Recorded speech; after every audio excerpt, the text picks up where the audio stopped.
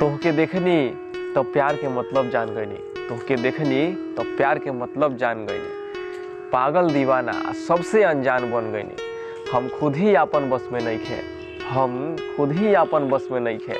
काहे कि आपन जीने गिया अब तोहरे ही नाम कर गईनी। जी करता कि अब तोहके ही निहारते रही। रास्तवा में तोरे फुलवा सजाते रही। अखिया तोहार मधुशाला हुए, अखिया तोहार मधुशाला हुए। अब एकरे ही जाम पी के हमेशा गुनगुनाते रही। रतिया में अब नींद ना आवे, चेहरा तोहार अखिया से दूर न जाए। कितनो मनाइले ई पागल दिलवा के, कितनो मनाइले ई पागल दिलवा के, पर केतहू एकरा मनवा न लागे।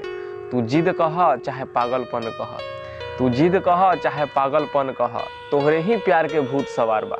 तू एक इशारा दे द, तोहरे लाई ई दिलवा मरे खातिर तैयार बा। तोहके देखते ही ई दिलवा झूम जाला, मन में रहेला कितनो पीड़ा सब भूल जाला। तोहार हंसिया हमके बहुते ही नीक लागे, तोहार हंसिया हमके बहुते ही नीक लागे। आ जब केहू तोहके ताड़े तो हमार दिल हिल जाला।